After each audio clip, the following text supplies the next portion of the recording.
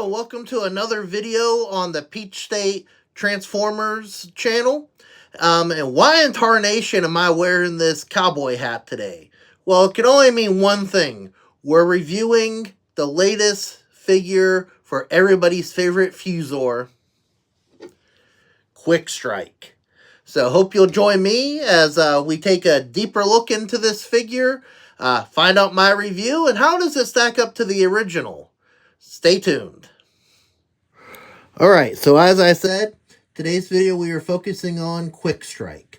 Quickstrike, as you may know, was indeed one of the Fuzors that was prominently featured in the Beast Wars cartoon series by Mainframe Entertainment back in the 90s. Now, a Fuzor, you had Transmetals at the same time as you had Fuzors. Transmetals were, they looked more like robots in animal mode or beast mode, and more animal or beast like in robot mode.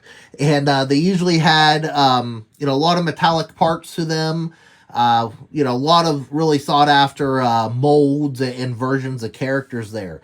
Diffusors like Quickstrike here, also notable is Silverbolt, is the beast mode was a fusion of two different animals. And in the case of Quickstrike here, if you can't tell by the bot mode here, was a combination of a cobra and a scorpion. So this is the latest one from the Generations Age of the Prime series. And the first thing that I noticed upon getting this Quickstrike is just how beefy and big he is compared to other deluxe figures in the line, especially with the price being closer to $30 now for a figure of this size. You kind of feel like you got your money's worth here. Just how, like I said, just beefy and like the chest and torso he is, and of course wide thanks to that arm span. So the deco on this figure is very impressive. You have some nice textured details on the cobra head. Then, of course, you have this nice shiny, it's not metallic, but it's a nice kind of shiny gold on him anyways, and it's not, not anything I think is going to be impacted by DGS in the future, to where, if for those not to know, DGS stands for Diminished Gold Syndrome, where a lot of the Transformers made in the late 80s into the 90s that used kind of this like the swirled kind of gold plastic, that's breaking down over time. So it turns out it's not holding up like they thought. So I think lessons learned, we're going to be in better shape. Then you got that nice green in there as well. Turn them around, you have that nice scorpion head that's kind of a butt pad there. And, it looks just like Quickstrike from the show. And we're going to do a couple size comparisons. Like I said, I feel he's really beefy, in the, deluxe size class. This one's probably not fair, but we have Windcharger, who's from the Studio Series deluxe line right now. Same price point as Quickstrike. They're on the shelf together. Windcharger was a mini car back in the day, but for two figures that are the same price point, Quickstrike is definitely giving you a little bit more bulk there. And then for a Beast Wars comparison, of course, I went for the gold here and grabbed my Ravage figure that was a Pulsecon exclusive a few years ago. And you can see they're complementary. Like, if these two appeared on screen together on a show right now, they're comparable. That's what I would expect. So very good sizing on Quickstrike. Quickstrike may have been a little shorter in the show, but I feel that the mass in this toy is definitely earned.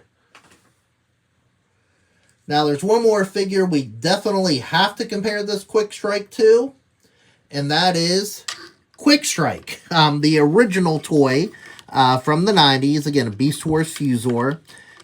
You can see he's a little fiddly. Joints, he doesn't want to stand up. Okay, there we go. So you can see, you know, they're definitely the same character. The new figure definitely takes some design cues from the original.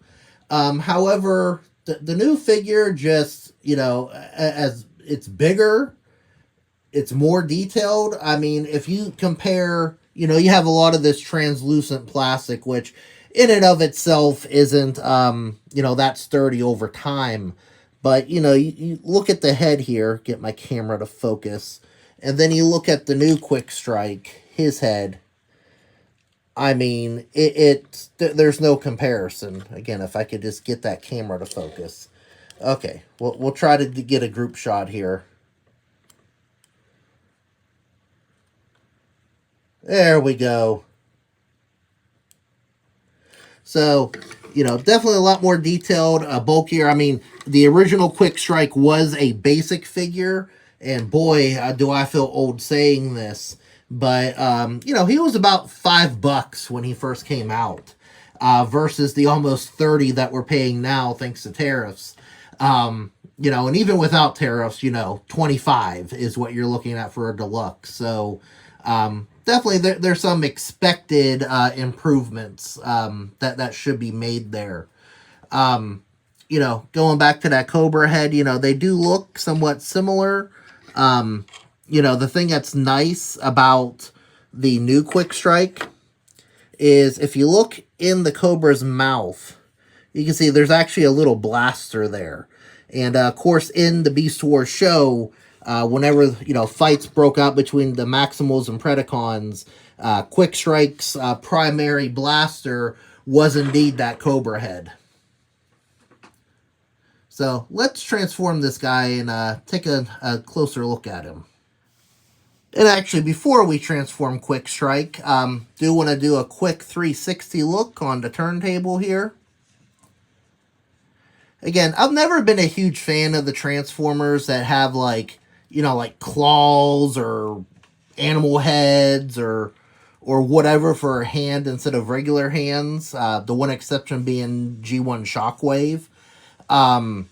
However, this one pulls it off so well, you know, with both hands being non-traditional hands.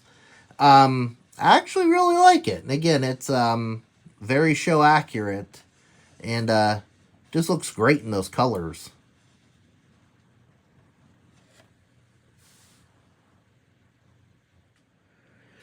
Alright, here we have Quickstrike in Beast mode, his combined Scorpion and Cobra mode. Honestly, I think this looks great. Again, you have your main torso that looks big and bulky. The claws are, and again, nice and big. They look like they could crush a Maximal or an Autobot. Then you have, of course, the Cobra tail that looks awesome there. And then if we were to compare it to the original Quickstrike, and I don't mean to hate on the original Quickstrike, because, you know, it was what it was for the time. However, this new Age of the Primes Quickstrike just blows the original out of the water. Even transforming this original one kept kind of falling apart. And I know it's from the 90s, but those ball and socket joints just kept popping off on me. And I just think this one just looks so much more impressive. And one of the biggest upgrades, I know that, you know, one of the critiques of some of these more modern updates, meaning non-G1, like some of the Beast Wars, Armada, Robots in Disguise, 2001, those types of character updates, sometimes those original toys where they used the more modern engineering, like Beast Wars with the ball and socket joints, sometimes it's debatable if the new toys are better than the originals or not. And in this case, yes, Hasbro has a win on their hands.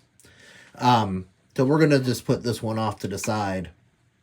Again, I think it looks great. You have the mandibles there.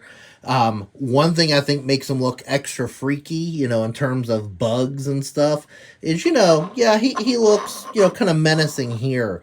But there is just something. I even showed this to my family.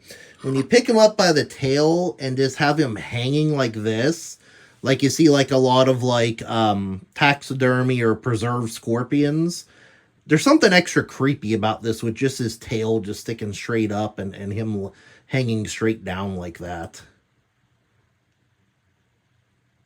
And I figured since his beast mode looks so good, I figured let's just do a slow 360 here on my manual turntable. So, I mean, this is one I feel is really worth the money. I mean, look, with deluxes being what they are now, this, you know, I'm picky. I was picky when they were back when they went up to $15 and then $18. But this is definitely worth it. This looks great on a shelf. You know, especially if you were into Beast Wars like I was. You know, I'd watch Beast Wars every morning before school. And, you know, of course, Beast Wars, love it or hate it, it is very much responsible for the, you know, preserving Transformers into, you know, what it is today. With the collectors and keeping that franchise alive, really rebooting it. Just like all these other reboots claim to try to do nowadays. Beast Wars succeeded before a lot of them even tried. Alright, we are back in bot mode, and a couple things I forgot to call out. Transformation to and from beast mode is very simple, very quick. One of my favorite parts of a Transformer, or declaring how much I really like one, is, you know, how easy it is to transform, how frustrating, how many pieces pop off. This one's pretty enjoyable, you know, it's nice and quick and looks great in both modes.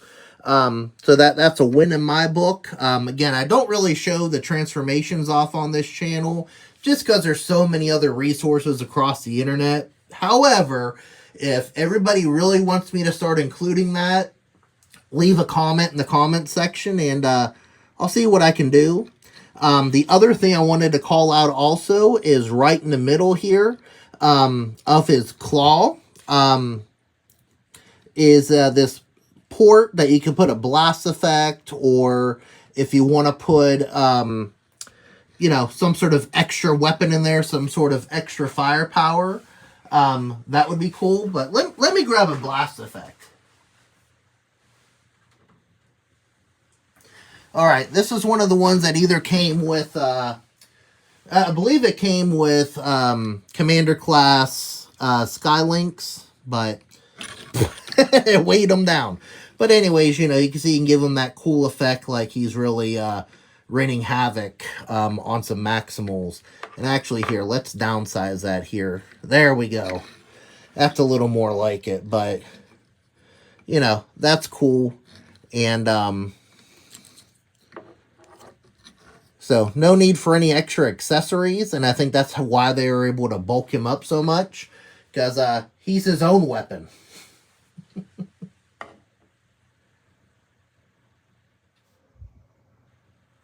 Alright, here's kind of our parting shot comparison. You know, once again, you see just, you know, how big of an improvement, I keep saying it, that this Age of the Primes Quickstrike really is. You know, it almost, if you're a fan of King of the Hill, all I can think of is this original Quickstrike is like Cotton Hill, and this one here is like Hank Hill. Just, you know, how short and stubby, and almost like he ain't got no shins.